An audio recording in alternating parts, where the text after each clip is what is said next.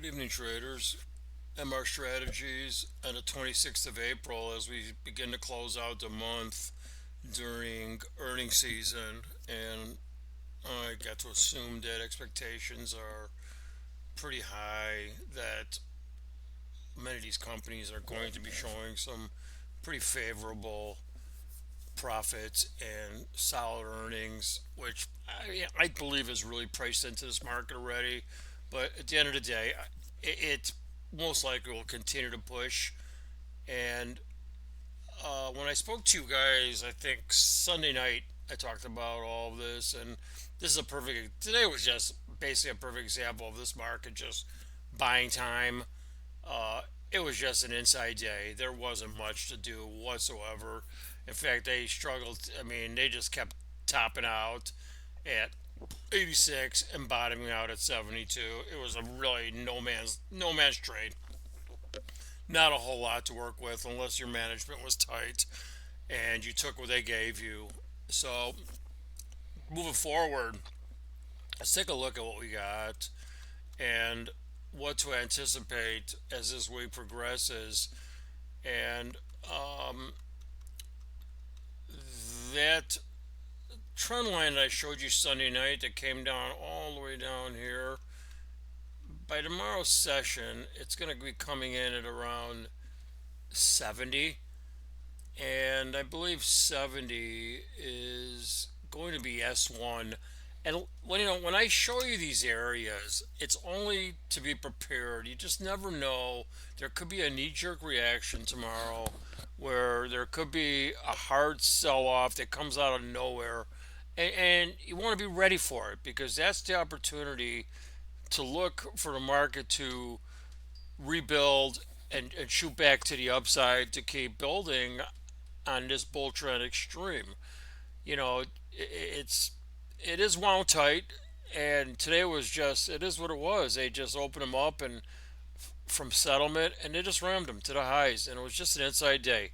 So all we can look at is what they did today and see where our levels are tomorrow. And I'm showing you right now because I think it's good to see this right here because right here, this trend line and the moving average on the daily is coming in at 58. Okay, so I think that is the big number.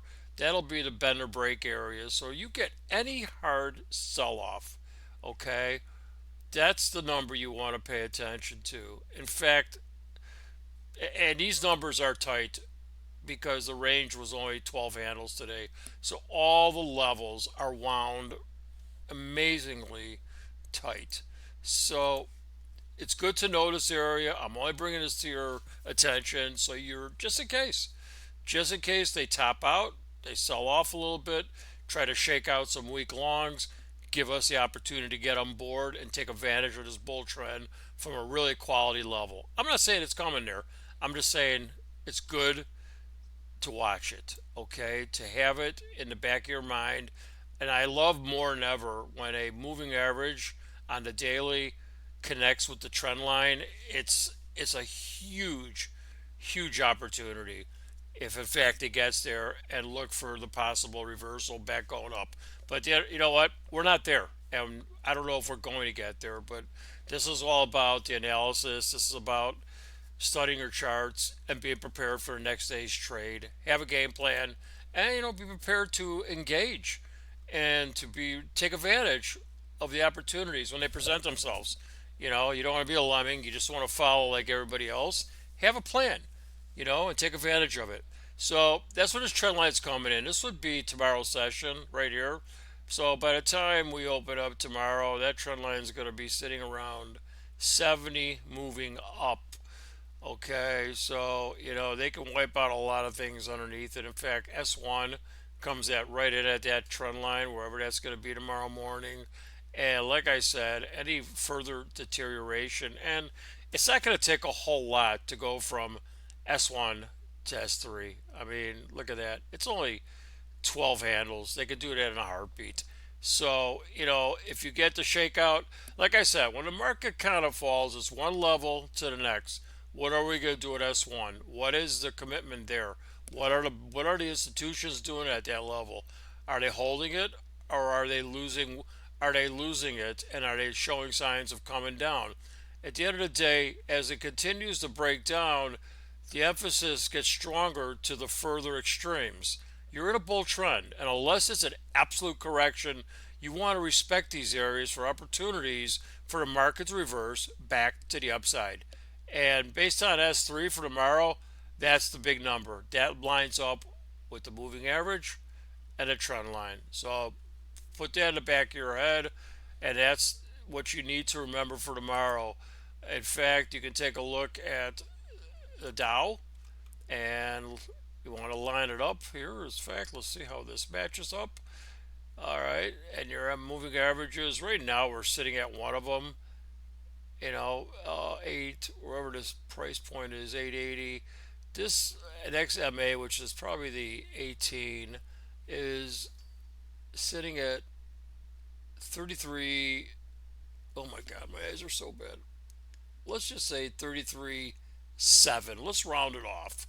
33.7 or 33.870. 170 Dow points, 17 handles into SPOOs. We're sitting at 80. That would take us to 63. So that would line up pretty well with S3. And that's how I make the connections, because we get a sell off, we break this little trend line right here, which is coming in at about just above 33,760.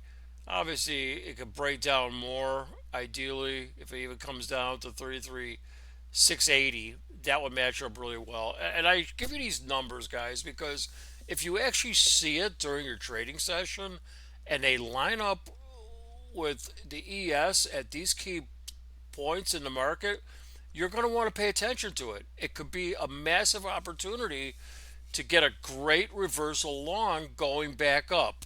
But at the end of the day, you have to let the market prove to you that that's what in fact is going to happen. So, I could sit here and I could say this is how you should look for reversal long, and you should. It's a bull trend, and that's where the greatest opportunity is to get on board. I mean, I always talk about the trend is so strong to the upside. You get it. Well, right now, you take a look at your 15-minute chart. Your moving averages are just hovering around 80, and that's pretty much where your daily pivot is right now in the S&Ps. I don't know how this thing is going to meander overnight. Who knows what they're going to do? I don't expect them to move it around too much with the earnings lingering. And you know what? Sometimes they take advantage and they move it. And I guarantee you, whatever they do, they'll reverse in the morning session when the bell rings at 8:30, as they always do. But I don't expect anybody to overcommit up here. But you got to give them credit; they're really sitting up here. So it looks like they want to go further, and if that's the fact, then let them prove it to us, okay? And we just want to have the game plan to get ready to take advantage of that opportunity if the upside is the the objective. So let's take a look at the levels, and I'm going to pop these in really fast, like I did Sunday night, guys, and gals. And like I said, this is a key area. This right here, which your trend will probably be, is it'll keep pushing up 70, which lines up with S1. 66 is S2, which is just too close. That's why I'm saying, these all these levels can be whacked out in one hard move, and you want the furthest one to be paying attention to. Not saying that they can't hold at each possible level. You want to let them prove each price point how significant it is to whether or not the market's going to hold or not. And as always, the furthest extreme creates the highest probability of that reversal, and oversold condition would take us down there. I mean, 4160 would be Dow down 200, which would take the Dow to about 33,680, which in fact would be the MA. And this is how I look at the correlation between the Dow and the S&Ps, and how I can prepare for any type of sell off or price discrepancies. I'm ready for it when it gets there. and that's creating opportunities for me as a trader and taking advantage of those high probability locations. So let's take a quick look. What else we have? We have 80 as our pivot. It's kind of where we're sitting right now. And 92, 97, everything's are tight. I mean, we get good earnings. This thing could just explode, and like they haven't already, but they could just continue to build. So it's good to keep them in mind. We could make a push for 4,200 tomorrow into ES, and that's how it'll create some type of range that you anticipate. Okay, we don't know what any of this is going to play out. I talked to you on Sunday night. I gave you all these lows. We got nowhere to today's session, so nothing even came into play. It was an inside higher day in earning season, and until everybody starts to post, you're just going to have to buy time and wait it out. But by doing this, you have provided yourself with locations to react to when the market does uh, initially look into all these earnings and how they see it. So, this is for tomorrow's activity. Guys, I'm trying my best to get you guys to see this market beyond what you normally do. Like I said, it's about anticipating where it will go. It might never get to what your anticipated levels might be, but I think what's great about it is that when you do this, you put yourself in such a great position when the market does shake out of a tight range. And I always talk about what is price doing at the moving averages on your intraday, and obviously today we spent most of the day above it, a couple shakeouts underneath it. You can see this trend line I made right here. This is kind of holding overnight. It's too early to tell. This could break in 2 seconds. It's just sitting on price right now, and this is kind of coming off that 41.30 low. This trend line right here coming in is from the 4100 area. So this one is significant. That's why I'm bringing this to your attention. So this is Monday night's analysis for tomorrow morning. And you guys have any questions, by all means, please ask. And you know, I'd be more than glad to continue and share any objectives or strategies you guys might want to incorporate with your trading. And if not, maybe you can just build off this information and just take advantage of it from your regular daily trading practice strategy. So, once again, MR Strategies on the 26th of April. I assume this market's going to continue to make higher highs. I think everybody does. And you know what? We want to be on board from the best value areas, and this is why I provide this overnight analysis and the anticipated locations. So use it to your advantage, or maybe not. If you're trading well and you're doing well without all of that, then you know what? I'm proud of you guys, and I wish you all the best. This is just a little extra education for some traders who have just maybe not been able to take their game to the next level and get more comfortable with their trading and their entries into the market. I know it's difficult for a lot of traders, but if you actually have a game plan and you put this together, you can, you're prepared for it when it gets there. But at the end of the day, all this anticipatory analysis is irrelevant unless it proves itself during a trading session. And at the end of the day, whatever you do is going to be based on what type of support you get from the institutions. Today's trade was just nothing. You could just see it. They could even with all the strength in the market, they still couldn't even take out that contract high of 87, I think it was, 86 and change. And it just kept rolling over and providing shorts. It was just chop. And at the same, with the same matter, it just kept holding 75. I mean, I haven't seen a 10, 12 handle in a range in a long time.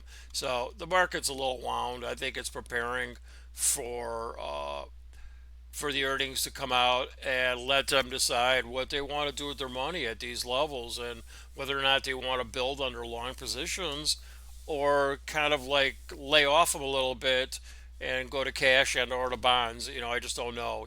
Sometimes it all depends on inflation and everything else that comes into play. But the market's ripe for continued rally, and you know what? You want to be prepared for those opportunities. So your pivot's coming in at 80. It's high. It's way up there. I don't even know where we're going to be by the morning, but we're hovering around it now. Like I said, I don't take much into what happens between 5 o'clock and uh, three and 8:30 in the morning. So it's out of my hands. I don't trade the overnight.